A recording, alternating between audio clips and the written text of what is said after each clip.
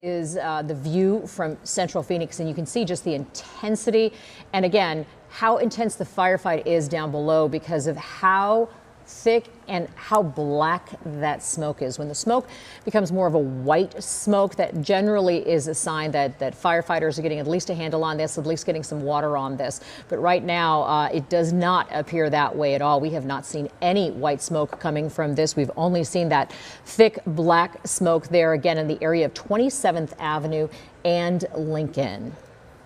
Yeah, so Faye, this is Zach Crenshaw here now joining you live. I've been texting sources and I just got some information in the last few minutes from somebody with Phoenix Fire saying there are no injuries right now, but some dynamic fuel that is not unmanageable. So that's some good news. Number one, that no people have been injured at this point, especially with this heat and the intensity of that fire that we're seeing from a distance, obviously. Can't imagine what it looks like on the ground. As you've mentioned, we have crews heading there right now, should be there in the coming minutes. But I know they have multiple PIOs heading to the scene. That gives public information officers. Right, public information officers.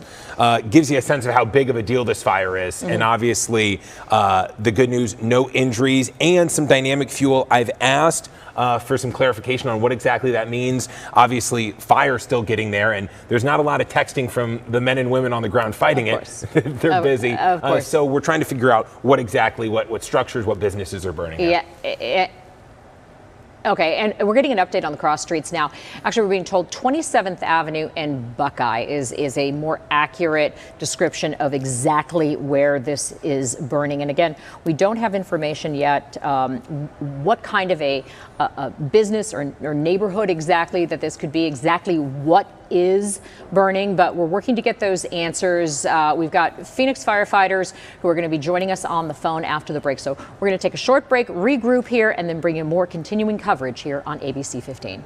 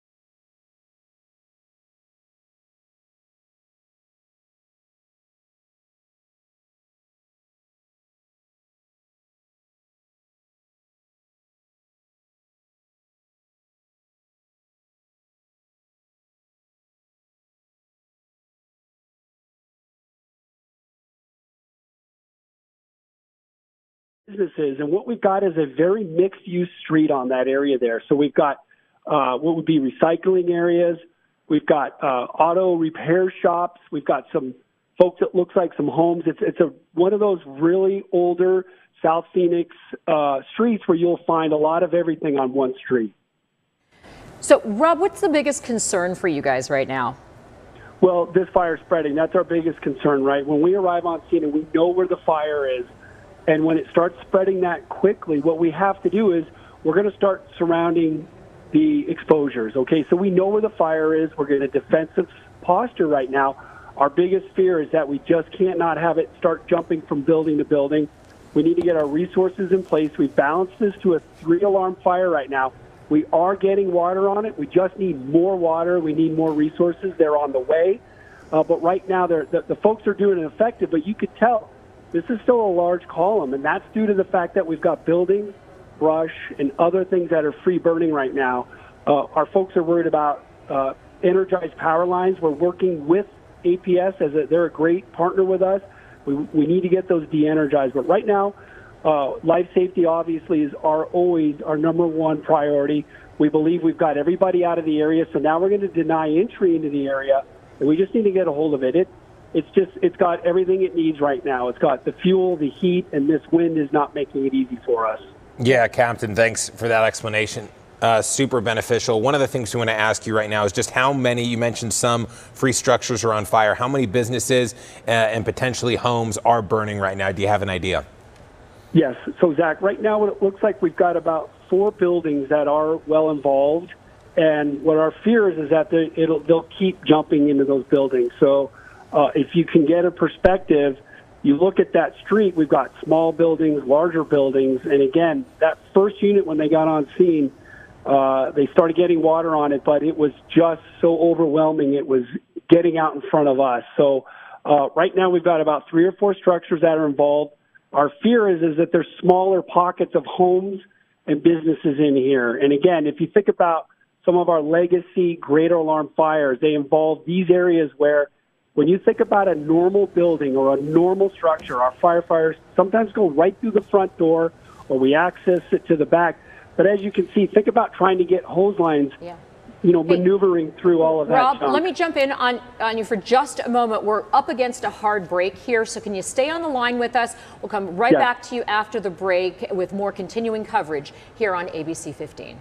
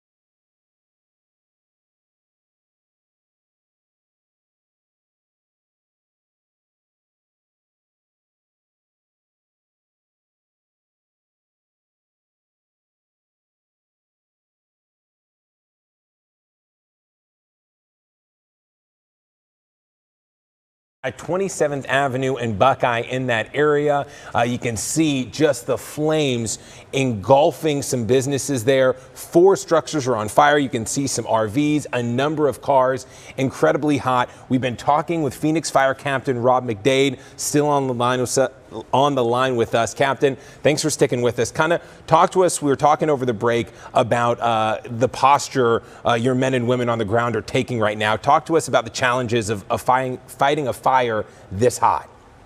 Yep, absolutely, Zach. So when we look at this fire right now, it's about access. We need to put our folks in the right place to make the right effect on this fire. So this is a defensive fire, but we will put our folks in a very calculated manner on hose lines to get them close enough to that. If you look at your overhead video, there is a lot of metal-clad roofs that will prevent, our master streams from above making a difference in this fire. Again, we train for this. These are South Central crews that are very familiar with fighting these fires. They pre-plan these areas. They have an idea of where they want to go.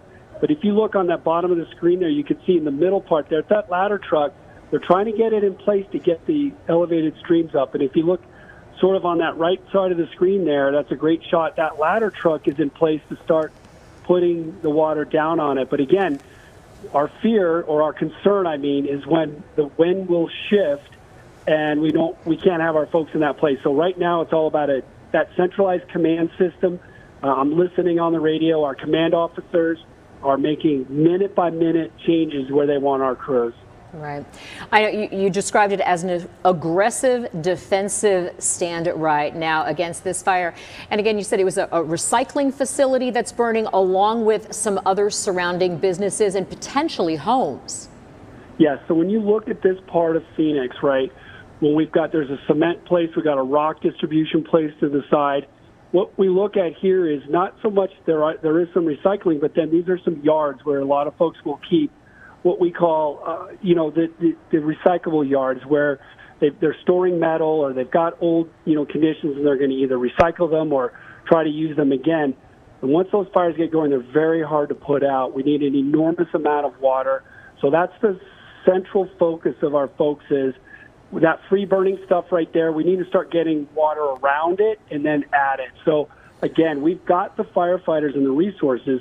But as you can see, we've got alleys, we've got fences, we've got very narrow dirt roads. So it's getting our folks in the right place to try to make a difference in this fire. So it's two-pronged. We're going to get the initial attack, which will be right in the center of that fire and around it. And then the other crews will start protecting the exposures because we can't have it spread. And we need to really attack that, what we call it, main seat of the fire. Yeah. Can you give us, and I know I'm putting you on the spot here, but I'm sure this area is evacuated now. Can you give us some boundaries of the evacuation zone as a result of this? Yep. So, Faye, I wish I had the exact boundaries, but I can tell you that we are working with Phoenix PD, as we always do on these scenes. And what we start doing is just shutting down those roads, and it's a simultaneous attack. We've got firefighters setting up master streams, putting water on the fire. And at the same time, we need to go door to door to make sure we get everybody out of that area. Again, a little bit more of an industrial area, so we're not dealing with a very dense populated area, so that's going to make it easier on us. But what we'll do is block by block, just keep pushing people out, getting them out, and then probably start with like 31st to 32nd, and then eventually what we'll make is a large block area where we've evacuate everybody out, and then we need to make sure we do not let everybody get into that area. And Rob, what about this smoke? How concerned are you about people breathing this smoke in? Yep, as we always say, the best place for you to be is shelter in place if you're in the area. We obviously the folks in our community that are most affected, the elderly and the young, we want to make sure that we get them out of that area. We work with the Arizona Department of Air Quality. They respond to our scenes. We work hand in hand. It's a very tiered system. Life safety comes first, fire control. We need to get everybody out of the area. And then we start working with the stakeholders, APS for the power in the area, and then, the Department of Air Quality. Again, we tell people is if you could safely get out of the area, then do that. If you're in the area, you don't think you can get out, then stay in your home, and that's going to be the best place for you to do is shelter in place. Yeah, Captain, I mean, you mentioned the challenges of getting access to that fire, and we can see some ladder trucks finally getting over on top of it, but you're really hamstrung by that thick black smoke. I mean, you can really not access the fire from, say, 180 degrees, right? Because that black smoke is so low and so thick. You said something on the phone earlier about what the getting at that fire from above is going to do. What difference does it make now that you got some ladder trucks in the area and we're starting to see them lay water down on the surrounding structures first to your point, try and contain it? Yep, great point. And if you look at that thick black smoke and look at the direction that it's heading, so we know that it is somewhat wind-driven. Our folks put on their self-contained breathing apparatus, right? We call them the SCBAs. We're in our turnouts. We can be in those elements, but we don't like to put our folks in that for a long time, right? That's superheated smoke. That's why it's that black. That's the kind of smoke that can reignite. So again, when we're looking at that containment, and you asked about the importance, look at what those ladder pipes represent is getting our folks in a more advantageous area. But now we're flowing very large volumes of water. That's how we put these fires out. While the hand lines do a fantastic job, they don't come close to the amount of water that we can flow out of those master streams in a continuous flow out of those master streams and get us right over those fires. So that we are now in the position to where we're getting what we need on top and on the sides to stop it from spreading. And this is the recipe to how we put these fires out. And you also mentioned reports of explosions coming from this fire and reports of live ammunition. What can you add to that? Yep, very common in an area like this. So we're going to have either residual gas that's in either those RVs or those vehicles. Very often there is acetylene or propane tanks used for either welding or manufacturing in those areas. And then we did get a report that one of the areas had live ammo. Again, what we worry about with the live ammo is the gunpowder exploding. The ammo itself does not project itself out. It doesn't. I won't go into the mechanisms of it, but it's not as the same as a firearm or a rifle. But again, still presents a danger to us. So you'll hear constant radio traffic from our command structure to the folks that are there. We put out emergency traffic to let everybody know there are explosions. Please proceed with care. And then the caution warning is we have to treat everything as a live wire, right? That everything is indeed energized. And again, we work with our great partners with APS. They work hand in hand. They know how to operate on these fire grounds with us. We get them in our command vans, and we get the information of how much of this block is completely de-energized. So again, that thick black smoke, our goal now, and you can see all those hot spots inside are going to be hard for us to get to. But once we start doing it, you hear that term surround and drown, and that's the goal for right now, is to stop the spread and then really knock down that main area. Yeah, it's about 109, 110 out there right now. I can only imagine what your crews are going through and the intense heat they're dealing with. How often are you rotating people in and out in a situation like this? That's a great question. So what we do is, that's a lot of times when not only do we need the trucks, but we need the people, right? Because on a day like this, we're asking a lot of our members, and they're up to the task. This is why we train. This is why you see us when we do all of our working out with our turnout gear to train for this. But the command staff understands, and they keep track of how long these folks have been in a working position. We'll recycle them through. There's constant communication about, hey, Engine 3, you've been working for 30 minutes. We're taking you and your crew out. We need to get you rehab to get you back in there. So we will constantly be circulating these crews throughout, and that's going to be the success to put this fire out.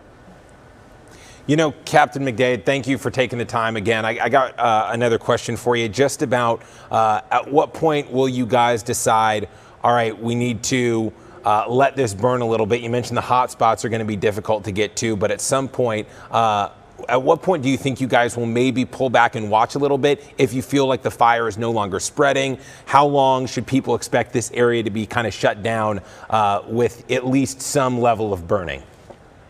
So the tactics stay the same. We need to commit our crews to have constant water flow on this fire. Yes, there are times where we do a little bit of a free burn inside.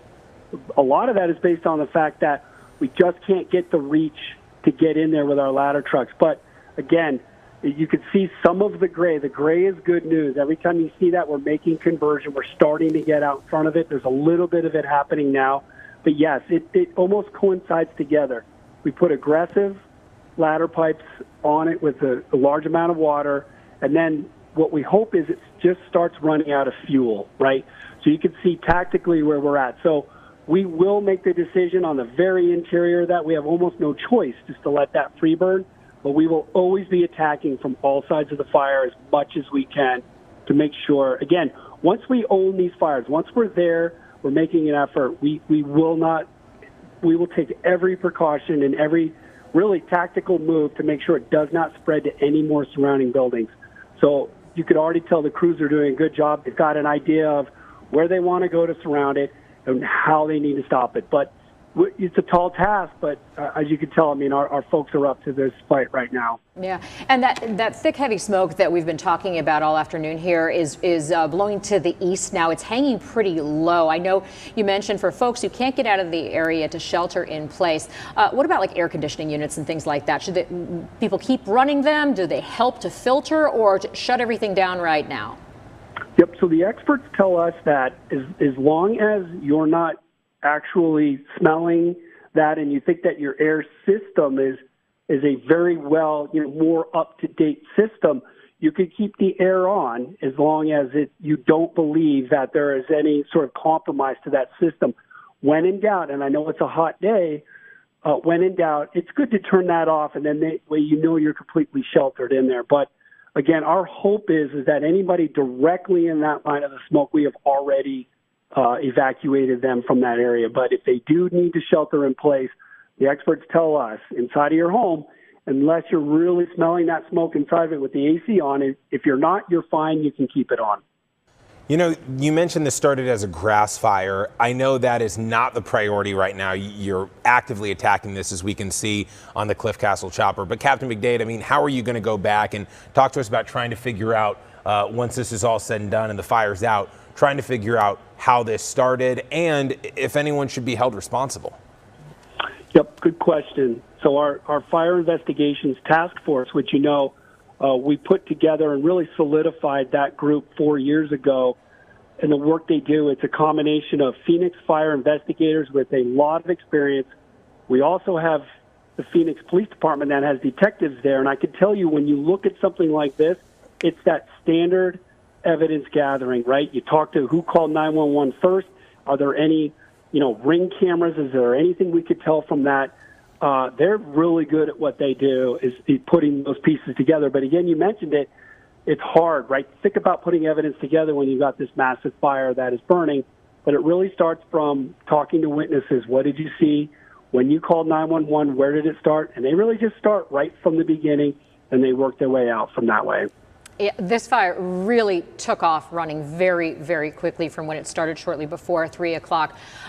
Are we accurate to continue reporting that there are no injuries so far? That is correct. We have not had any reports of any injuries. I could tell you, I was listening to the radio traffic. When the first crews started arriving on scene, their main priority was life safety. We made sure that we were making the quick decision to do the search of the immediate area while establishing a water supply. From all we can tell, there have not been any injuries. Can you give us any idea of how much water you're pouring on this per minute, or however you gauge it? Yeah. So at this point in time, we've got anywhere from 150 gallons per minute out of a hose line to 250 out of a hose line. And again, we know we live in the desert, and we know that water is at a premium. But unfortunately, this is our main way to tackle these fires and put them out. So this will take quite a bit of water to put it out. But right now, again, focus. We just got to get water on this fire. Yeah, and I know you were talking about this as a recycling facility, and then it looks like some sort of an auto repair shop possibly, but there were homes in the area. There are homes in the area. Can you give us any kind of an update of what you're hearing from your crews on scene there about the integrity of those structures? Are they burning? Are they safe? So right now, so what you'll see also, Faye, it's kind of interesting. A lot of times with these businesses, they're family-owned, they're passed through generations, and it'll look like a business from the outside, and somewhere in that building is an area where there's also a domicile where they live. I think you saw some mobile homes and RVs that are attached to there. Sometimes those are actually their homes as well. So in that immediate area, we believe that's what will be the biggest loss for anybody that was living in the area. But so far, we don't believe it has not made its way into any of the neighborhoods where you'll see rows of houses in there. So that's about the best I can update from that. And we know, Captain, that Phoenix Fire, is well equipped to respond to this. Are you asking any other cities for apparatus or any other help in fighting this? Absolutely. So again, it's that automatic aid that we are very proud of in the Valley, where it doesn't matter what color truck, yellow, white, red, we all train in the same sort of system. We talk the same language. We have the same radios. And there are multiple agencies on this fire, just as what happens almost any time we have a fire that's going to be a 3-alarm.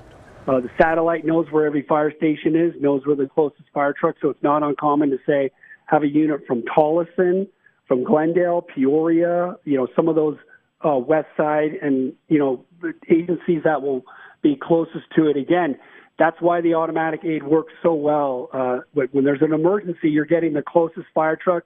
Doesn't matter what city you're in. And, boy, this is a decades-long automatic aid system that has really, we believe, served Valley residents for a long time. We're seeing that water just being poured on, and some of that gray smoke that you said was a good indication that you're getting getting a handle on it. Certainly, at least on that end of the fire, on the west end of the fire there. Are you able to position fire trucks beneath that huge column of smoke, or do you keep them to the outsides? We try to keep them to the outside. What we'll do is, if you could see that ladder truck on the bottom there, that's a fully extended ladder right now, and I'm telling you, I've been to that ladder training. We joke about, those are our truck guys. Those are the folks that really, men and women that want to be on those ladder trucks, and the training that goes into it. Half of that training is that, look how they wedged it in that area. They knew how to get that reach. They're moving it. They're articulating it left and right. So what we'd like to do is keep creeping in more after we, I know, Faye, what you're talking about, that east side where we really want to try to knock it down. If you look on that left side there, that's what we would call a stinger. That's our we can put that as a piece of equipment that is, it's mobile, but when we set it down, it's a continual foot. So we'll put our folks into an area with that, set it up, and then we can back out a little bit and see how just see what of a difference we're making with it. But again, you can start seeing some of that water to the left there on that east side. Again, just how much of a difference that those elevated master streams make, and that way we don't have to put our folks so close to the fire. So again, a very calculated, constantly, like I said, command is they evaluate it minute by minute what we're doing. And if you listen to that radio traffic, they're moving units all the time to make sure we're making the best effect that we can. Captain, you mentioned APS trying to de-energize power lines. Is it safe to assume that that's happened about an hour into fighting this fire? Yes, I did hear. I was trying to multitask, listening to the radio, and APS has been in constant communication with us, and they're updating us on how many power grids in that area have been shut down, and they've been doing that as we've been speaking. They've been shutting down those grids in that area. Any word on what is directly to the east of the burn area here, and what are they businesses? It looks like businesses to the east of that, and what kind of businesses those are? I don't have the exact indication of what those businesses are, but yes, again, those are those multi-business areas there where there could be manufacturing. It could be anything from chairs or patio furniture or stuff that gets shipped out that is stored there. So, again, the folks that are right there, I'm sure they're talking what we call, the RPs, the responsible persons. We get the addresses. We work very well with our alarm room. Not only does our alarm room dispatch our trucks to the right place at the right time, and then they act as sort of that, that voice that we hear when we need updates, we need more fire trucks. But our alarm room does a fantastic job of when we feed them the addresses down there, they look up the addresses. We have the RP's number. We call the businesses, let them know if you're not here, this is what's going on. So again, a really great way to shine a light on our alarm room that they don't just dispatch. They are an active participant in these fires. We couldn't put these fires out without the great work they do up in that alarm room. Take a look at some new images coming in from one of our cameras on the ground there. Got a great view of the work that your firefighters are doing on the top of those ladders. Notice two people up there. Can you go through exactly what each person is doing? Sure. So right there, we're looking at ladder 22. They're off of Rozier and Central, just to give you the idea of, where they traveled to get to this fire. They work together. We've got a captain up there with a firefighter. They're in constant communication with the ladder crew below. A ladder crew will have either 4 or 5 individuals. Command is looking at what they're doing, so it's constant communication. They're plugged into air. They're breathing on air up there. And they're letting them know, hey, articulate to the right, to the left. You're getting a good knockdown on it there. They also provide a good bird's eye view for us. It's not uncommon for a captain or a firefighter up in a bucket to tell the ground crews, hey, engine 3, you're making good effort on there. Keep pushing forward. Keep doing what you're doing. Or you could hear them say, hey, engine 4, I think you'd be better off, sir, if you go around the east side of that building. Yeah. And so, again, it goes through back to all the training we do, constant communication, and understanding everybody's job on the fire ground. Yeah, and I want to take for the control room now that wide shot one more time because, Rob, I'd like to ask you, you mentioned this started with a grass fire. It's believed to have started with a grass fire. Where is the area where you think it started? I know you're watching our images right now. Yep. So right now it's hard to really pinpoint the area. It'd be easier for me to articulate, but it started sort of below where ladder 22, where we believe in that grass area there, in between those ladders, and then with the wind, it was wind driven to the east. But again, I don't want to step on the toes of our investigative team. They do such a great job, so I'd really hate to speculate, but you could see in the area there where we've got a mix of dirt, trees, and grass, and it was one of those areas. Started on the grass, usually catches a fence on fire, and if it's undetected, unfortunately, that's when it makes its way into buildings and vehicles and anything else that wants to burn. All right, Captain McDade, we're going to let you go. We know you've been multitasking this entire time, probably sending texts, likely listening to the scanner, as you've mentioned. So thank you for taking the time, at least 30 plus minutes here, explaining what your men and women are doing at this fire right now, all of the nuances and implications there. So we really appreciate your time. Incredibly insightful. Captain Rob McDade from Phoenix Fire, thank you very much for joining us. I want to go out to one of our reporters on the scene, on the ground there, Nicole Grigg. Nicole, where are you in relation to the fire? And give us an update from your perspective. So my photographer and I, we were trying to be strategic. We're on the north side of the fire. We wanted to stay out of that line of smoke. So this is what you're seeing right now from that north side of the fire, just smoke billowing right now. Obviously, Captain McDade just filling us in on the latest details.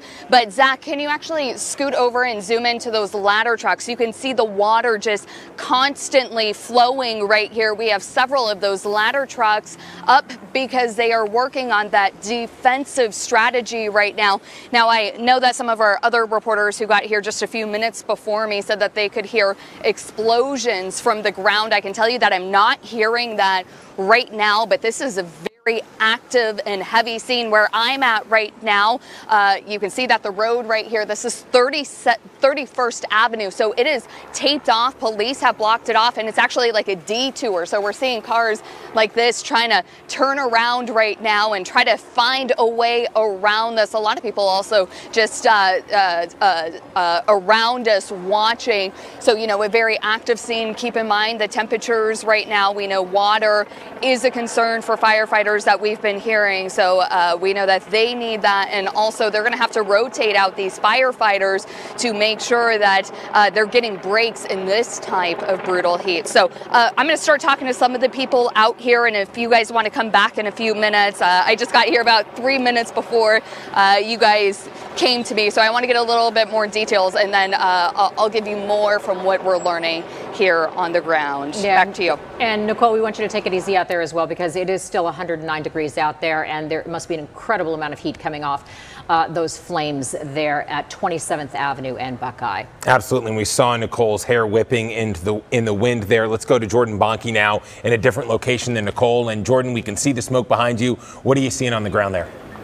Well, where we're at is 30th Street in Sherman. This is just a little bit north of Tonto. When we were making our way out here, you could see these plumes of smoke that are just kind of covering over downtown. You can hear the firefighters behind us here. A lot of people have come out of their homes just to see what's going on. It's hard not to in a moment like this. The closest smoke to us right here is probably 50 yards away, and most of it's really, really black smoke.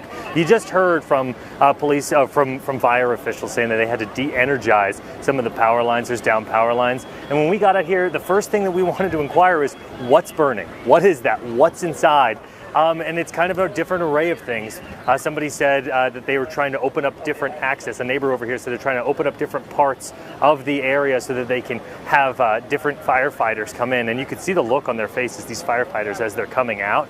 And they just look so exhausted. Again, it's still 108, 109 degrees outside, climbing up to perhaps even 110 as we continue on. But what's in there is just an array of different things. From my vantage point here, I can tell you it looks like some junk cars, some tires. We've heard some popping from in here.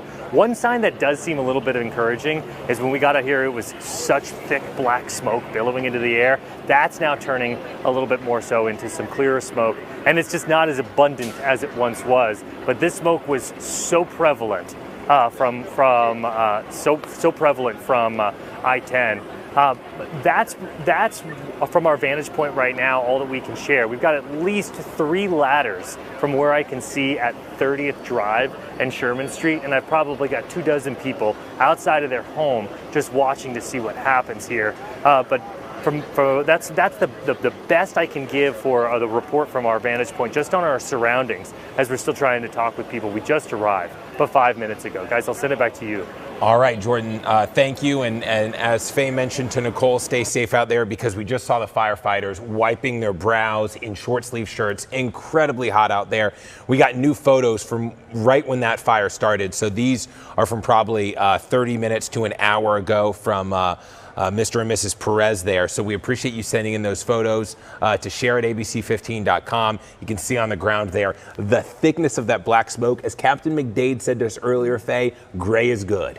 Gray is good. That black smoke, not good, that you saw in those brand new pictures just coming in from earlier this afternoon. Captain McDade calling that superheated smoke, meaning the intensity of the fire is really incredible as we continue to watch the firefight right now. It's being described as an aggressive defensive stand that Phoenix firefighters are taking on this right now, trying to pour as much water as they can, 150 to 250 gallons per minute getting poured onto that fire down below, and we're seeing more of that good gray smoke right now. I want to go to one of our other reporters on scene, Jennifer Kovaleski. Jen, where are you, and what's your view right now?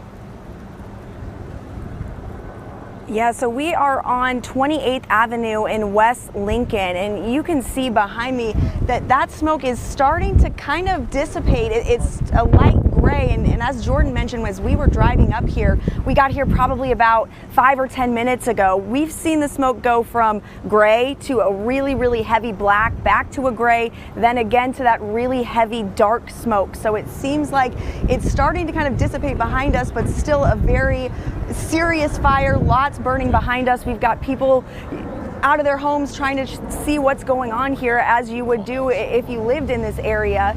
And we are seeing this smoke. We are seeing a lot of police activity. Phoenix Police is here. They've shut down this road here at Lincoln and 28th, not letting any cars go through. But you can smell it, you can taste it. It really seems like there's some sort of rubber burning in this fire.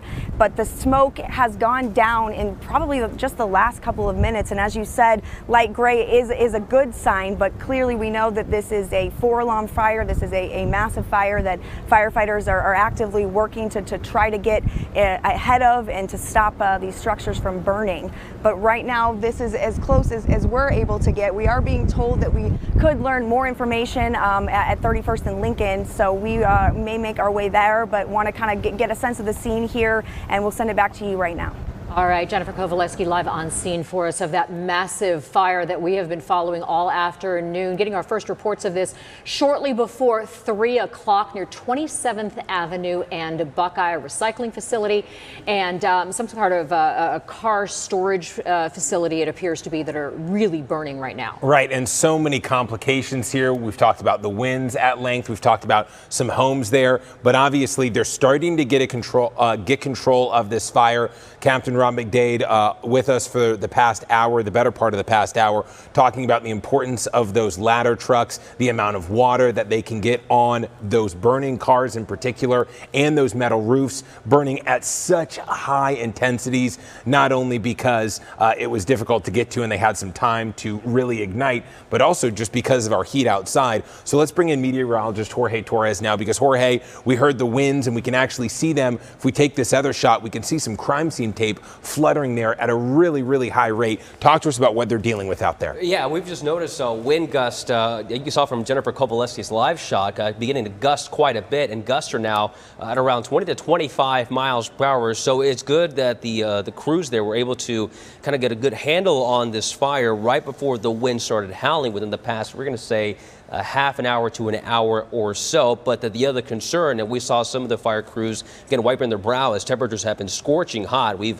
reached 110 degrees at least officially in Phoenix, but across the valley you see temperatures anywhere from 102 to 108, 109, even 110 as you head toward the southeast valley. So still a dangerous situation for crews out there. Something we also been monitoring very carefully via Desert Doppler is the smoke being picked up on radar. You can kind of see that green blip just west of the 17. That was smoke that started from that fire right around 2:45 to 3 o'clock, and it started drifting to the east and not really seeing it as much, which means that the fire is not as intense. So that is some good news. Yeah, and one of the things that we heard from Phoenix Fire is that if you live downwind of this, which is effectively to the east of where this fire is burning near 27th Avenue and Buckeye, a lot of this area has already been evacuated by Phoenix police and firefighters. But if you are in the area and this smoke is kind of going over you right now, the suggestion from Phoenix firefighters was to shelter in place. You can continue running your air conditioning unit. Make sure everything is closed up on your home right now. If you start to smell that smoke coming in, though, or you have potentially an older air conditioning unit, you may want to, as hot as it is, you may want to turn off that air conditioning unit for a time to make sure that your home is effectively sealed in and you're not breathing all of this in. Yeah, really great points. And we have multiple crews on the ground. Our continuing coverage of this fire continues right now with ABC15's Jordan Bonke on the ground live there. Jordan, kind of talk to us about what you're seeing. We see the winds out there and we see some firefighters, and it looks like potentially APS crews on the ground. What's going on? Yeah, so I can tell you I'm standing right next to photojournalist Danny Bavaro right now, and he's able to push in on some of those flames. This is what happened just a couple of weeks ago when we were covering this propane fire, when it gets this hot. Sometimes when these fires are just so huge, so abundant, they're going to start to get sporadic and move in different pockets. And that's what this crew appears to be doing right now. There's an open flame here, and you can see Phoenix Fire battling another one right here. I did just speak with a woman who says that her husband works at an adjacent business just next door to the one that is such the attention right now for Phoenix Fire. She said that this is a junkyard, just an array of different things that are in there right now. It started as she said that her son noticed that there was something on fire outside, maybe a brush fire or a shed that was on fire, she said, and then it just ballooned into this enormous fire that could be seen up and down I-10 as you're heading towards downtown Phoenix, this here in just South Phoenix. Where we're standing is 30th Drive and Sherman. We've heard from just neighbors that are just coming out of their house, definitely not listening to those shelter-in-place orders, because it's hard not to when you have your livelihood just on a block like this, and you just want to make sure this isn't going to get too close to your own home like this.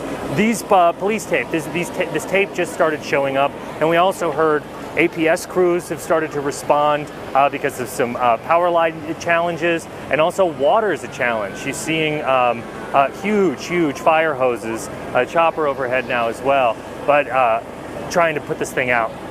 That fire's still just blazing over there, and Phoenix Fire is aware of it. These are just things that are lower priorities for Phoenix Fire, knowing that there are attack points, and there are at least 3 ladders behind us. Here we go. Here we go. We got a fire truck. He's going to blow through this. He's going to blow through this this crime scene here. I'm going to send it back to you as this is coming through here for now. They want to let those firefighters get their job done, get out of their way, make sure that you guys are safe out there and the fire crews are safe as well. So you'll continue to gather information from your perspective there. But right now, we want to get back out to our Nicole Grigg. And Nicole, we heard that this started as a grass fire. We don't know exactly the ignition point yet or exactly what started the grass on fire. But what can you share from us where you are? Well, I can tell you, you guys have been talking about the wind gusts out here. I had to put my hair back just because the wind is whipping. So it questions if this started out as a brush fire, is that what spread this? I've been watching a new fire truck arriving, trying to see if they're switching out right now because of these temperatures. You can also see this ambulance coming up right now. What I don't know is if they loaded anyone into the back of it, whether it was a firefighter or a pedestrian, but you can see them leaving here right now. There's another ambulance down there too. Sorry, let me get out of the way. But we do know that about 30 minutes ago, Captain Rob McDade with Phoenix Fire told us that there has not been any injuries at that time. But again, it is hot out here. We know these temperatures are difficult to fight a blaze like this. Now, I'm a little bit further back. I'm not in that direct line of smoke because I'm on that northwest side. But to give you an idea of what this industrial area looks like, this right here, you can see all these cars here. And Jordan keeps describing something similar to this is what we're looking at along 31st Avenue, several different businesses that look like this. So this is an auto sales place. We see a lot of junk cars right here, and it's basically the same on the other side here. One more thing that I just want to show you, the firefighters up on the ladder truck. We see a number of them fighting this fire right now. The good news is you can see how that smoke is more of a gray color. That's what firefighters want to see. I can tell you that they have been working on like that defense mode strategy.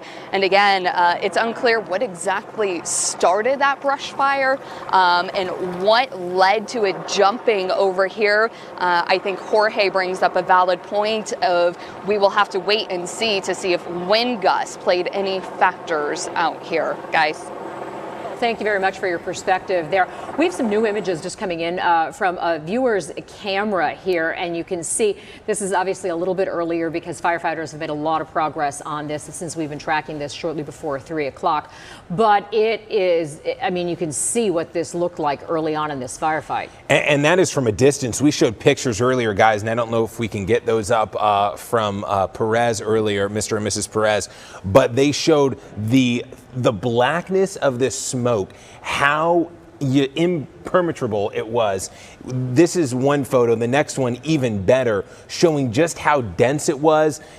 And one of the things that Captain McDade mentioned earlier was just how this was superheated smoke and it can reignite even in the air, which is crazy to think about. And just the intensity could be seen for miles up and down the 10, up and down the 17, from the 51. You name it, a lot of people said that is a massive fire in the distance. What is burning? And now we can obviously tell you it's these multiple businesses, kind of an industrial area. But as Captain McDade said, there are some homes in the area, so that's a real concern. And obviously you can see the difference between those pictures and what we see now. Fire doing a great job getting control of this. Yeah, some mobile homes and RVs where folks apparently live right in the area. One of the things lost in this fire as we continue to take a look at live pictures, this time on the ground, showing the firefighters going up the ladder there. And then here's a wider shot, live pictures again coming to us from the Cliff Castle chopper, showing the firefighting effort going on there at 27th Avenue and Buckeye. And you can see they've really done a great job in terms of getting that the flames out and getting that thick black smoke down. We're seeing a lot more of the gray is good, in the words of Captain Rob McDade, smoke there. But they had a lot of challenges Zach, that they were dealing with. Very narrow alleyways, trying to get those enormous ladder trucks through there, and then some explosions and concern about what was burning down there. Absolutely. Reports of live ammo, propane tanks, Captain McDade mentioned, exploding. That's what the neighbors heard. And you can see, as we just showed, you mentioned a firefighter walking up that ladder. You can see in the bottom right corner of your screen some men taking a break there, because these firefighters dealing with 110 degrees, 107 right now, as you can see on your screen, they need breaks. They're doing those switch in and outs. And you mentioned the difficulty, the industrial part of this area. Let's go to ABC 15's Jennifer Kovalevsky right now, because Jen, you're on the ground there. Kind of talk to us about this area. How difficult was it for you guys to navigate into this part of Phoenix? It was not easy getting here. There were a lot of backups along the way. We're actually at 28th and Lincoln, so we're just down the street from the fire. You can see behind me, the smoke is not as, you can't see it as much here because the wind just keeps shifting. Probably about 10 minutes ago, the smoke was blowing right in our face. So as the wind is shifting, you are seeing the smoke plume kind of move with it. But you can see that a lot of the fire crews are staging behind me. We're seeing lots of additional fire trucks, Phoenix fire trucks coming in here. I did also see about just a few minutes ago, Phoenix Water was here, and I asked them what they were doing. Essentially, there is water that they're using to fight this fire, but they're going through and checking all of the valves to make sure they're open so they have as much water as they need to continue to try to fight this fire. I also talked to a gentleman here who said he saw this fire start, and he talked about how it started as a brush fire. As we are hearing from Phoenix Fire, they believe that this is how the fire started, and that it was very dark, very black smoke, and that it really took off, accelerated very quickly out here. So behind me you can see that we are still seeing that gray, the smoke is not as big as it was when we first got here. I think I described earlier that black smoke. We have not seen that in probably the last 15 or 20 minutes since we got on scene. But this is clearly everybody here wanting to know what's going on, people stopping, getting out of their cars. We are seeing a lot of people leaving the area, so whether they're working or they live out there, there seems to be a lot of people who are evacuating, who Phoenix police are letting through, but they do have the road closed here at 28th and Lincoln. We will send it back to you. All right, Jen, thank you. Stay safe out there. Obviously, heat a major concern for our crews, and even more so the men and women closer to the fire, above those flames, in all of that heavy equipment. We're talking at least 50 pounds plus of gear on them. And one of the things Captain McDade mentioned is the people in that ladder right now are breathing oxygen, right? Because they're worried about those fumes, Faye. Yeah, a captain and a firefighter up on top of that ladder. They're communicating. They're a bit of the eyes and ears in many ways of the fire crews that are down below on the ground, because they do have that bird's eye perspective of hot spots that are burning, where they need to rotate people, what their next plan of attack is. And you can see that as we've been tracking this since about 10 to 3, about 2:50 this afternoon, and those enormous columns of thick black smoke that we saw burning here near 27th Avenue and Buckeye Road, to what we're seeing right now, which is the firefight starting to, it appears, wrap up there. So our coverage will continue. We're going to take a short break, let our crews gather some more information. We'll be back.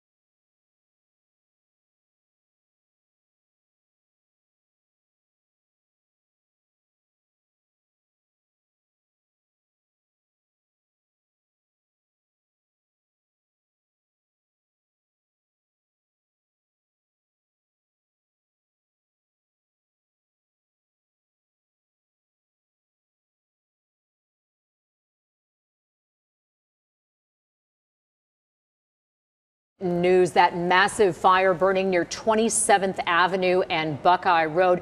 Fire broke out shortly before 3 o'clock in a grassy area near these businesses that you see here in this area, the recycling businesses and some sort of automotive repair shop also in the area. I want to take you to pictures on the ground right now and show you what fire crews are doing as they battle these intense flames. We had seen so much of that thick black smoke as we have tracked this fire throughout the afternoon.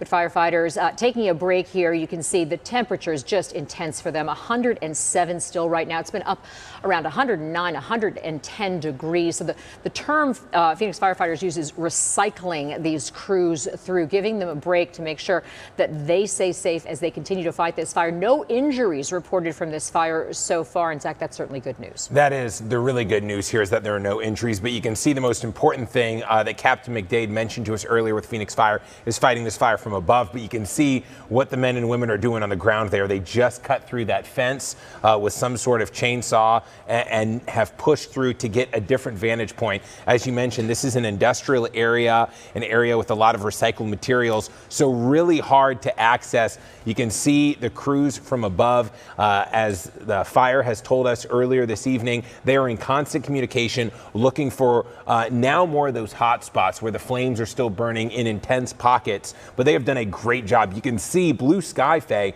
for really the first time in at least an hour and a half. Our Jordan Bonke's on the ground there. And we can see fire crews and ladder trucks behind you. Jordan, what a difference 30 minutes makes. Yeah, seriously, you know, the first time you guys came out to me, we had big black billowing smoke up into the sky, and now it seems like it's definitely dissipated from now. Approaching anybody who will talk to us in a moment like this to try and find any sort of information when there's a big active fire. One man was praying and waved me off. Another firefighter explained to me something that we've been narrating over for much of the early evening right now, and that's the water pressure that you can see up there. That's some good water pressure, but it is a little bit of a challenge, as was explained to me by a Phoenix firefighter who was just taking a break, and boy did his skin look like a lobster in this triple-digit heat. But he explained to me that there is a little bit of a water pressure challenge when battling this fire, because some of the the fire hydrants that are in the area were a little bit deflated. They were empty. They didn't have the water in it. This one is definitely inflated. This one's got plenty of pressure. But there's another one over here to my left that could possibly be part of the challenge that these firefighters are facing. So what was explained to me is that they're trying to shut off some of the pockets so that they can increase the pressure and tackle some of those hot spots that are in this junkyard. What's in there? We asked somebody who works at an adjacent business. They said, well, you pick it. It's a variety of things, and you may be able to peer through and see what's in there now. It's junk cars, it's tires, it's recycling.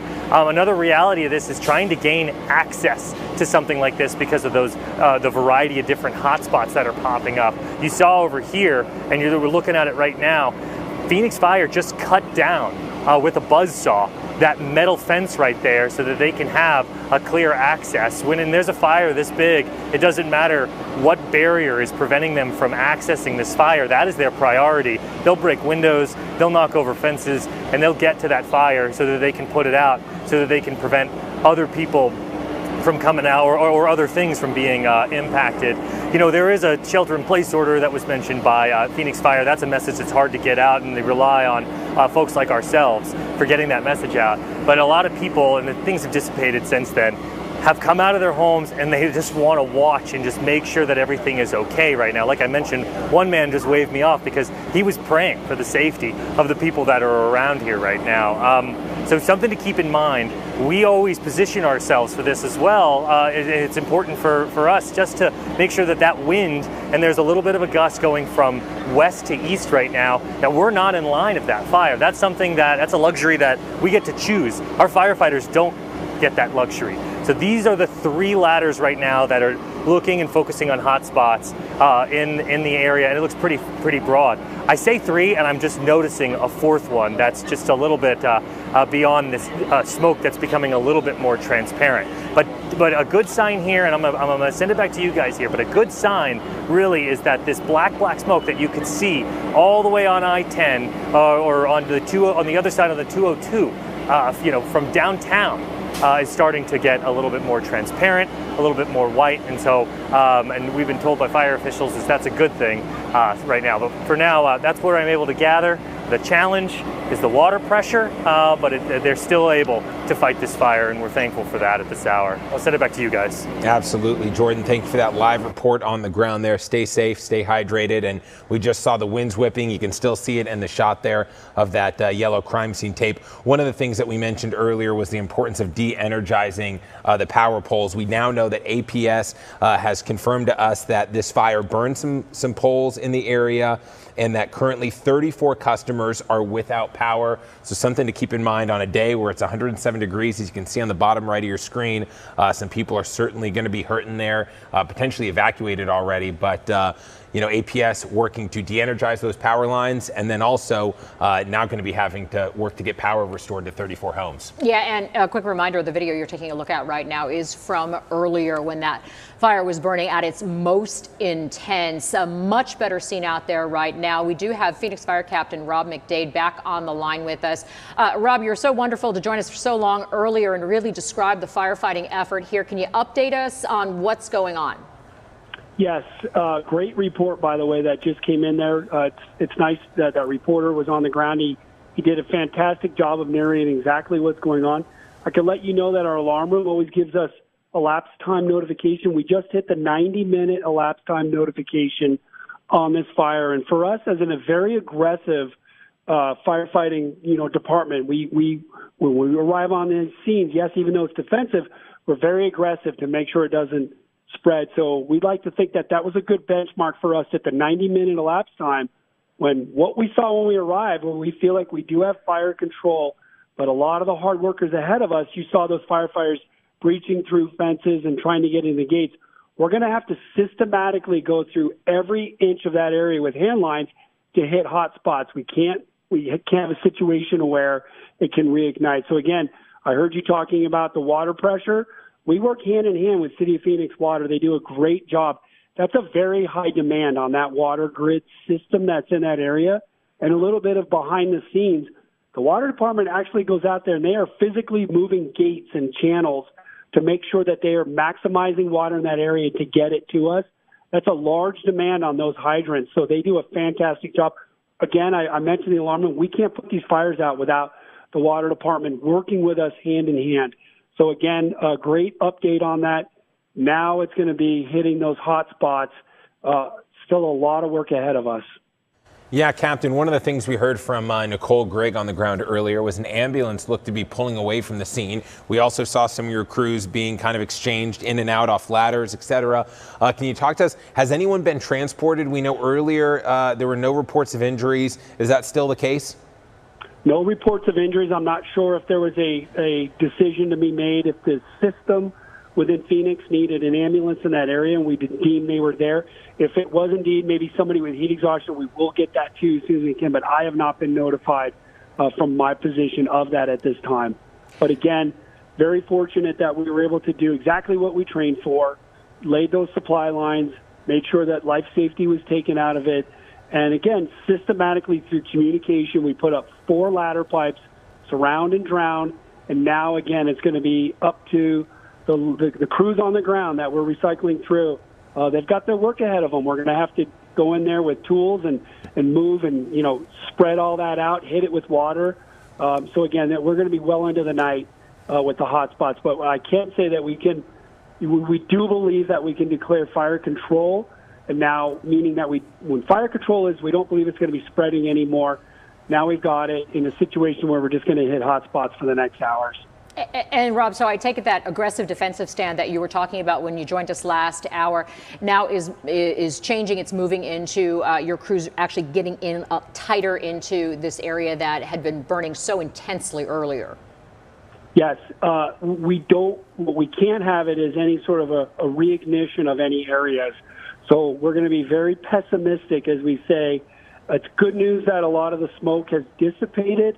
But again, fire is very unpredictable. We have to stay on top of it. And we're going to be asking a lot of our crews. It's a very hot day. And by the way, I'm not a meteorologist, but I know this is getting to be the very hottest part of the day. We're asking a lot of our firefighters. We're recycling them through. But again, what a difference 90 minutes makes. And that's that threshold we like to put. You know, any fire department will say you change your tactics if you don't think you're making a difference after 10-minute elapse, 20-minute elapse. So we believed we had the right plan put in place. And again, 90 minutes later, we do have fire control. Captain Rob McDade with Phoenix Fire. Rob, thank you so much for joining us and updating us on the situation. That massive fire burning near 27th Avenue and Buckeye, and certainly some good news on the firefighting effort there. We'll be right back.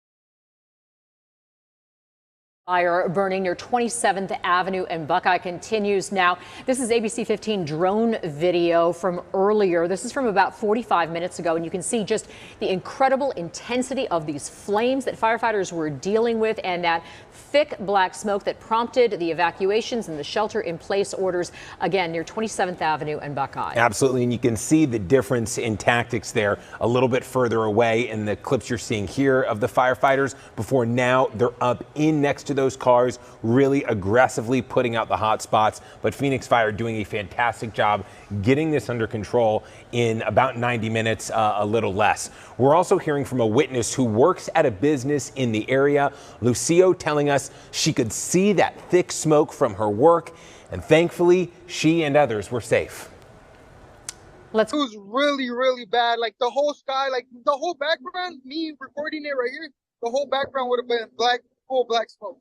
We probably seen like 6 or 8 of like the big fire trucks, like the fire department with the water, I'm assuming, and a few of like just the ambulance going through.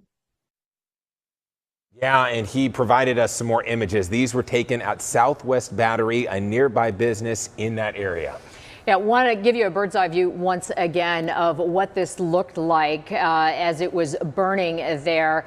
This is, again, video from earlier. Fire broke out shortly before 3 o'clock. It broke out, according to Phoenix firefighters, in a grassy area nearby. And then the incredible heat and the wind that was blowing. We were talking to Jorge earlier. He was saying about 20 to 25 mile-an-hour winds there in that area. That wind blowing to the east, you can see. So right side of your screen is the west. The thick black smoke blowing to the east there, again triggering evacuations and shelter-in-place orders.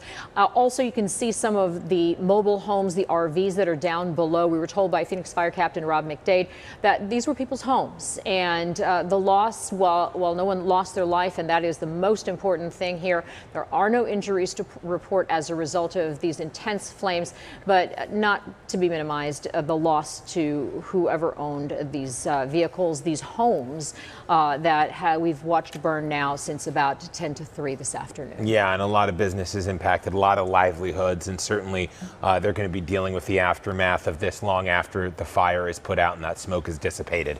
We also want to show you this viewer sending in a new look at the smoke from a Ring doorbell camera. You can see this is from Baja Ready Mix, all of those concrete mixers in the foreground, and that thick smoke just blacking out large parts of the sky. It could be seen for miles and miles across the valley. Yeah, absolutely. Phoenix firefighters telling us that it's superheated smoke. That's what causes it to be so black. It does have the ability to reignite, so that was a big concern for firefighters. Some of the other concerns that they were dealing with, some of the narrow alleys and trying to get themselves positioned around this fire in a safe way, but also in a way where they could get so much water on it to start really attacking those flames down below. 150 to 250 gallons per minute, to give you an idea of just how much water was being poured on this right now. And again, the wind a concern here as well. Let's go back to our Nicole Grigg on the ground. Nicole, give us an update from where you are. Well, I can tell you that we're on that northwest side of the fire. It has really calmed down the scene down here. I want to show you from our view. You can see how you do not see that big, thick, billowing smoke that we saw for over an hour. Right now, this area along 31st Avenue is still blocked off with crime scene tape. However, it's a much different scene. We have seen different fire trucks and firefighters coming in and out of the scene, as we know that they're working to rotate crews right now because of the heat. One thing I want to tell you about this area, it's a very industrial area. You can see, for example, this business, which is basically next door. It has a lot of those cars, a lot of parts, a lot of tires.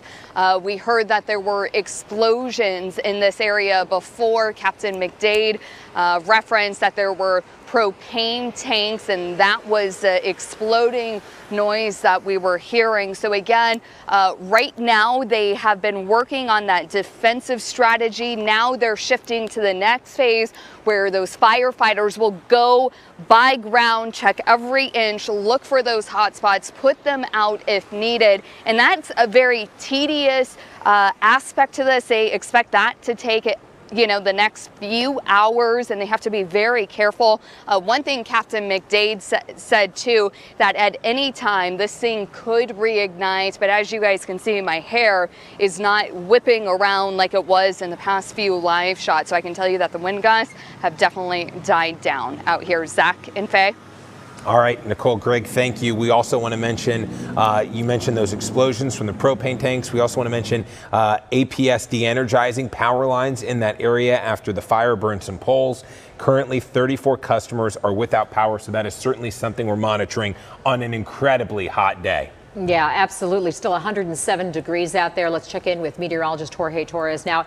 All right, one of the things I wonder about with the intensity of the flames and the heat of the day, I know a lot of times when we talk about wildfires that burn brush, we sometimes talk about fire creating its own weather. Does that happen in an urban situation like this as well? It does as well, because fire is just so intense. You'll have different wind directions kind of within the vicinity of the fire too. So that's something that fire crews have to obviously keep a close eye on, and obviously they're professionals, and they're best at what they do. So you saw that they were able to essentially control this fire in a relatively quickly manner and still obviously taking out those hot spots. So good news to see. But you also saw crews kind of taking breaks because of the dangerous heat that we've had so far. We did reach 111 degrees earlier today. That has been the high, and temperatures across the valley anywhere from 104 to 108, even 110 right now as you head toward Queen Creek. And something else that Nicole Grigg mentioned is the winds beginning to subside a little bit. You notice the wind speeds across the Phoenix metro area not as intense as they were, say, about 30 to 45 minutes ago, where we had gusts around 25 miles per hour. Now wind speeds across the metro anywhere from 5 to 10 with some occasional gusts here and there. Now we're going to take you some brand new images coming in. This is a time lapse of the fire and the smoke.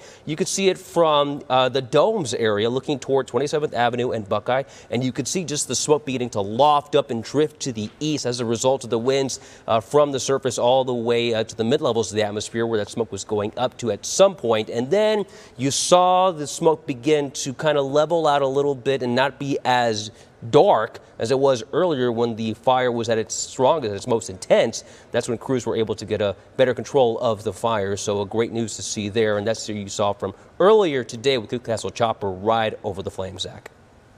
All right, Jorge, thank you. You know, we're certainly going to be monitoring this situation into the 5 and 6 o'clock hours as crews remain out there. This is video from earlier. You can see the thick black plumes of smoke. Obviously, a very different scene out there right now. Our Cliff Castle chopper having to go back and refuel. But this is what people across the valley started to see around 3 p.m. People on the ground there, sheltering in place, obviously turning off their AC units in some case so they didn't breathe in this smoke, and then hearing those explosions from the propane tanks. Yeah, ABC15 continuing coverage of this massive fire near 27th Avenue and Buckeye continues after the break.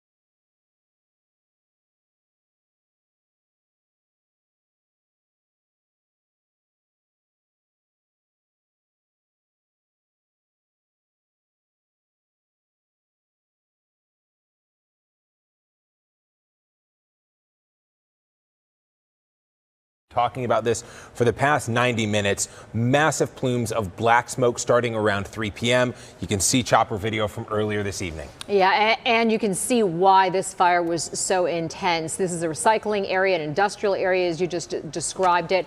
Firefighters taking an aggressive defensive stance on this initially because of the intensity of the flames and that thick black smoke that's been pouring out of the area. The winds blowing from the west to the east. Evacuations as a result of this, also shelter-in-place orders issued as a result of this. We want to get out to our Jordan Bonke right now for an update. I'll do my best. Hey guys, so what we were able to just hear from was a firefighter talking about this water pressure situation in the area. And again, what they were trying to explain is that sometimes they have to cut off some of the fire hydrants because some of those fire hydrants may be dry, and they're trying to make sure that they can get as much water pressure as possible to the ones that are fighting this blaze right now. You could count at least 1, 2, 3 that I can see, but at times we've seen upwards to 5. In this same general area, we saw APS crews, and we've heard from officials explain to us they had to de-energize some of the power lines that are right above this area. That's just one of the many hazards that come with a fire that is this big. We also saw fire crews out here, and that is not a toy that's laying on the ground. That is a buzzsaw that they were able to cut down that metal fence so that they can make sure that they have every access, every entry point to this fire while they are battling it right now. You know, when we're talking just about that water pressure, this is just how much water for one aspect of this fire. You know, sometimes they'll come up to this and they will explain that these things could be dried out. That's obviously not the case here, but in this general vicinity, we've seen some hoses that were deflated. One other thing that is kind of the spirit of the valley, and it's something I really like, over here, that gentleman right now just got called by his wife and said, hey, there's a really big fire in the area. And these firefighters are able to cool off. That's their cooler. That's their cooler here. So you just got home, right? Yes. When your wife called you and she explained to you what was going on, what was running through your mind? Oh, it was crazy. It was crazy. I got so worried. I was so worried, and I told her, you need to go home, get home, and make sure everything is safe, everything is right. And that's what I care about more about them. I thought that she was out and my kids were inside, so I got kind of worried. So I told them, get home right away and make sure everything, my kids are safe. What's your feeling? And obviously you brought this cooler out for these fine firefighters here, but what's your feeling and why it's important for you to do something like this, knowing that they were able to keep your house and your family safe? I was talking to them that I work on construction. I work outside all day. Yeah. And honestly, it's really bad working outside on the heat. Oh, you're telling Noah about the flood, brother. It is really bad outside. Yeah, and these guys know it even worse, right? Yes.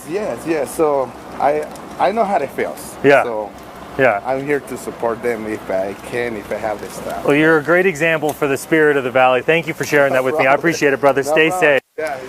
I love sharing a story like that, just somebody helping out. When we mention how heavy this gear is, they're just carrying around 50 pounds of stuff on their shoulders and on their pants and on their backs while they're battling this blaze that's out here. There's one other thing I want to show you, just how big the scene is. Over in this direction, you see another fire hydrant deep. That's 31st Avenue over there. Where we are is 30th Drive in Sherman.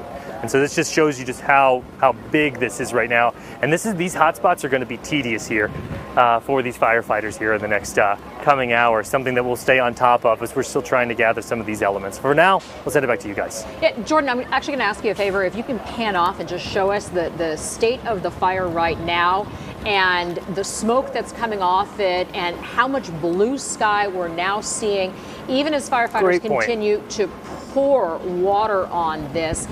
You can see that smoke is gray now. Gray is good, as we've learned from Phoenix firefighters today. But contrast that, Jordan, thank you very much for that report. Contrast that with what I want to show you now. Take a look at the scene earlier and you can get an idea of how successful this firefight has been. Again, this started about 10 to 3, about 2:50 this afternoon, and the fight really was on from the jump because Phoenix fire crews had to navigate some of these really tight alleys with those enormous ladder trucks. They had reports of explosions. They had reports of live ammunition in this.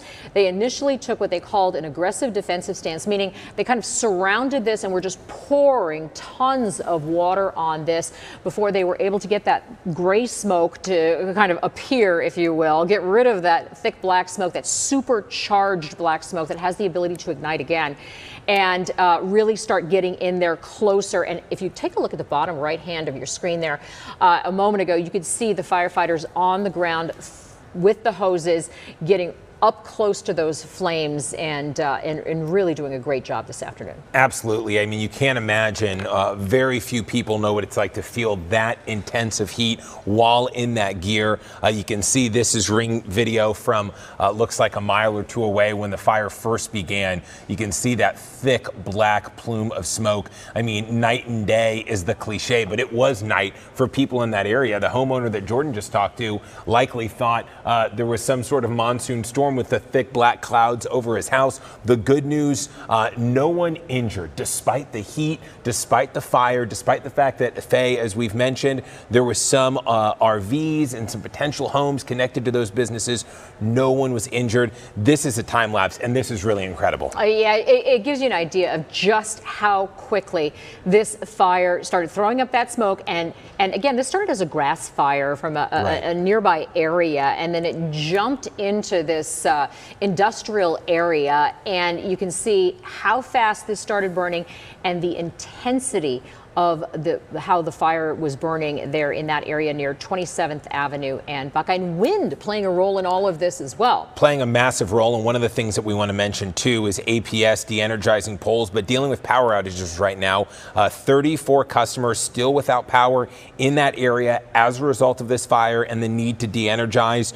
They are expected to have their power back on. APS is projecting around 7 p.m., but it is incredibly hot right now. So Jorge, let's talk about these temperatures. If you don't have AC on in your house right now, you are really feeling it, as are these firefighters and our crews. Especially once again today, after a little break from the 110s, we did hit 110 again. In fact, we've topped at 111 degrees. Thankfully, that's not a record high, but this is now day 35 here in Phoenix with highs at or above 110 degrees here in 2023. That is good for second on the all-time list, and we're going to add several more days of 110s through at least next week. So we are not done yet with the excessively hot stretch of these temperatures. Again, even though we are not under an excessive heat warning, that will change here in the next couple of days. In fact, here is a look at the areas under excessive heat warnings beginning Friday. This includes all of Maricopa County and much of southern Arizona through at least Sunday, and across western Arizona through at least Monday. This includes the valley as well. So we're going to be in ABC15 weather action mode until then, with temperatures that dangerously hot. Now, as far as rain chances, well, storms today have favored areas across mainly central and northern Arizona. We do have a flood watch by the Kaibab Plateau through this evening, but as far as rain chances in the valley, we've kind of missed out. Had a few drops this morning at Sky Harbor, so we had a trace, but nothing measurable officially. So the dry streak does continue now, so fourth on the all-time list. And Futurecast is not really showing a good shot for storms here in parts of the metro through at least next week as that dome of high pressure begins to build. What does that mean for us? Well, another round of temperatures at or above 110 degrees. In fact, tomorrow we are forecasting a high of 112 degrees, so a little bit hotter than it was today. And we're going to start off with temperatures in the 90s too, kind of like this morning with that low of 93. We'll be in the 90s still, and then reaching 110 beyond by at least 3 o'clock. And then the rest of your 7-day showing us in weather action mode from Friday now through Monday, with that possibility of record heat, not just in the afternoons with those highs around 115 and 116, but lows in the 90s all the way through next week. We'll be right back.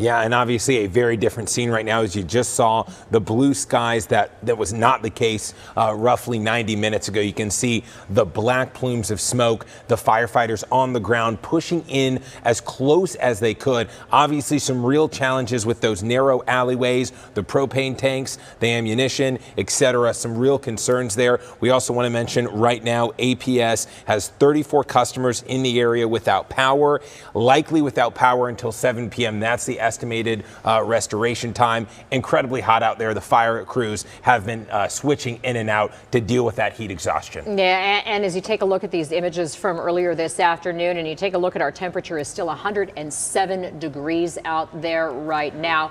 It is remarkable to note that there are no injuries as a result of this. You think about the firefighting effort. You think about those RVs you see down below. We were told by Phoenix Fire Captain Rob McDade that those were homes. The people lived in those homes. There were evacuations triggered by this, shelter-in-place orders because of that incredibly thick black smoke that you see there, burning toward the east, just engulfing the area there. And it's a mixed-use area. There's a lot of industrial in this area, but there are homes in this area as well. Absolutely. And while it is a very different scene right now, this is video from earlier from the Cliff Castle chopper. It's a very different scene right now. They're going to be out there monitoring hot spots and making sure the flames are out in this very dense, compact area for hours to come. We want to show you some photos we took earlier, or that were sent to us, excuse me, from Jareth Perez. Thanks for sending these in. You can see J&J Recycling was the sign on the business right there, but the thick black smoke that is obviously going to pose some potential air quality issues for people in the area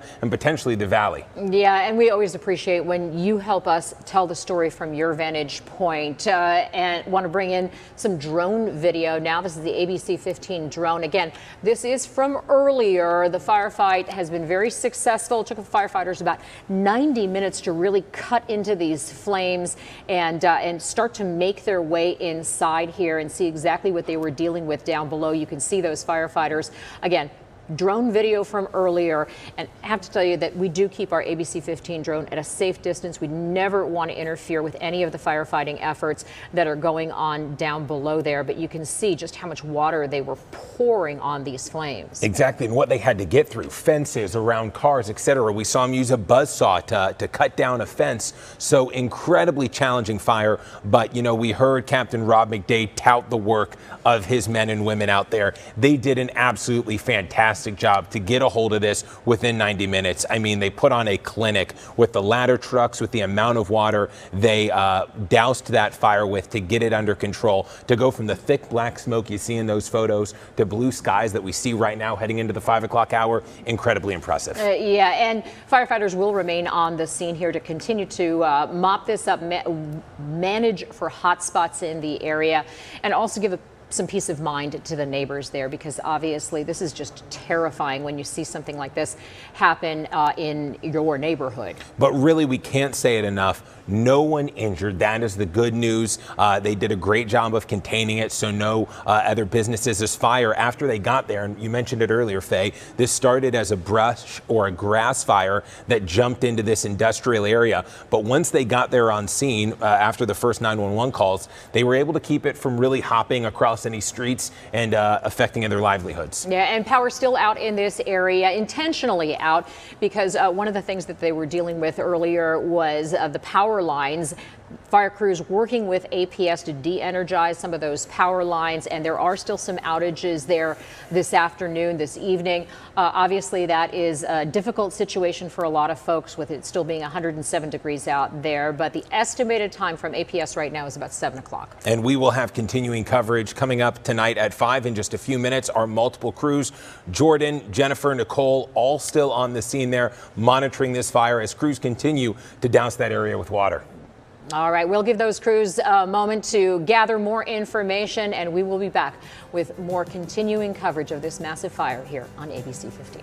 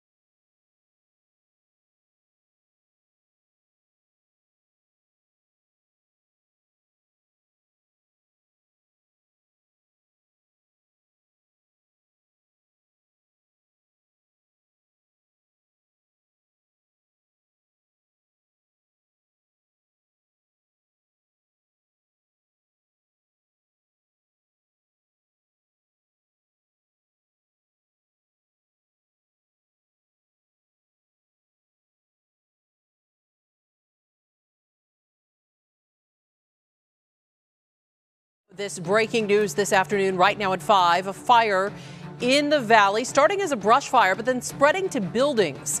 And crews have been battling it for the past 2 hours in this heat. These are South Central crews that are very familiar with fighting these fires. They pre-plan these areas. They have an idea of where they want to go. We've had businesses in this area evacuated for spotting the fire as smoke from one of our valley cameras around 3 this afternoon. And then our Cliff Castle chopper able to give us a closer view of the scene near 27th Avenue and Buckeye Roads between Van Buren and Buckeye. And we're showing you that thick black smoke that was coming from that facility just about 90 minutes ago. And now we're taking a look at what it looks like right now from the air. We do know that there are power lines that are down in this area. That is a big concern, and APS is working to get them de-energized. Officials with the utility say a few dozen neighbors are without power as well. Again, this is near 27th Avenue between Van Buren and Buckeye Road. People are being asked to avoid this area altogether. We do have several crews on the ground bringing you the latest, and we start with Javier Soto. Javier, what are you seeing out there? And it looks like we've just lost Javier, so let's check in with our Jordan Bonnke, who has been on the scene for us since about 3:30 this afternoon. And Jordan, I understand you talked with a man who so generously was out there handing out water to these crews. Yeah, his name is Antonio Angel, and he really embodies that name. He's an angel in more ways than one. Here's what I want to really show you before we go over to this fire. He put out a mister, put out a fan, laid out some coolers here, and firefighters have been using his nice front property right here so that he can, so that they can take a cool break. You know, when we heard from those firefighters, they said that they're shortening. They try to work in 20-minute stints, and then they rotate out so that they don't get overheated. It is 108 degrees right now. Standing out here, it doesn't feel cool by any means. And they, the firefighters have mentioned they're shortening that time span. I want you to hear a little bit from Antonio Angel here in a second, but what I really want to stress, Katie, is those are blue skies. When we came out here, it looked like an action movie, just big, black, billowing smoke from a junkyard that was on fire. What is inside there? We asked so many people, when there were so many spectators who live near this, and some of the businesses that are around here, and they said it's your guess. You name it, it's in there. This is junk cars. There's recycling materials in there. There's tires, and every once in a while we will get a wind from the north headed south because we're positioning ourselves so that the smoke can go east to west, so we're not in line of it. Something that the firefighters don't have a luxury of. But we'll get a whiff of that smoke, and it'll really, really stink. It smells, you can smell like almost a burning tar right now. Another challenge for firefighters was the water pressure, turning off some of the fire hydrants so that they can increase the pressure, surround and drown. But when we talk about the spirit of the valley, Antonio Angel embodies that name. He's a good man. I want you to take a listen to a little bit from him. I work outside all day. Yeah. And honestly, it's really bad working outside on the heat. Oh, you're telling Noah about the flood, brother. It is really bad outside. Yeah, and these guys know it even worse, right? Yes. So I know how it feels. Yeah. So yeah. I'm here to support them if I can, if I have the staff. And this may be a good sign right here. A bit special thanks to Angel Antonio for giving us a little bit of time right there, and the hospitality he shared for the people that are keeping us safe, our firefighters. There they are right there at the end of the street near 31st Avenue. We talked about those 20-minute stints being shortened so they don't get dehydrated. The tent is up. They're trying to find shade wherever they can find it. Boy, do they need it after a blaze this big. And triple-digit temperatures like this. You also see somebody out here, and he's running something there. He's checking for gas lines right now, making sure there isn't any open gas. But I can report blue skies from this area, where it was just not long ago, just over an hour, when it definitely looked like something out of an action movie. We're right here at 30th Drive and Sherman Street. We'll send it back to you guys. Well, that sure is a welcome update, Jordan. Thank you. Let's bring in our Nicole Gregg, who's been monitoring those winds specifically out there. The air quality can't be great right now, Nicole.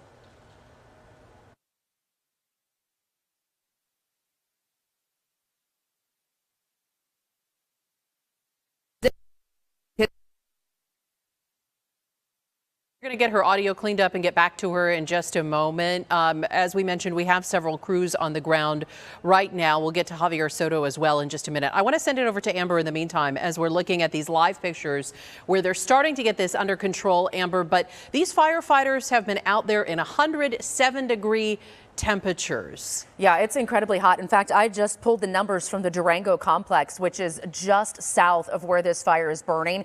The Durango complex, about 29th Avenue and Durango Street. And the temperature there right now is actually 110 degrees.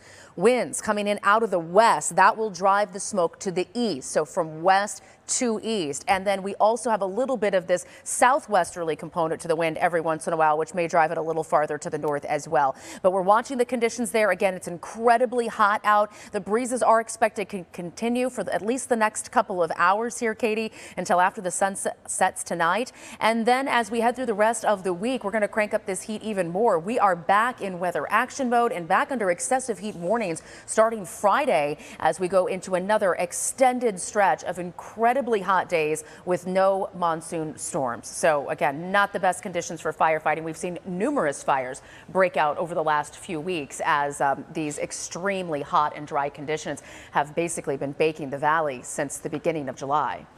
Amber, thank you. And we're continuing to follow this breaking news. Again, avoid this area of 27th Avenue and Buckeye, between Buckeye and Van Buren. Let the updates come to you, and we'll do that for you. The breaking news will be right here on air and online. And as we get more updates in this firefight, as they get it under control, we'll bring it to you.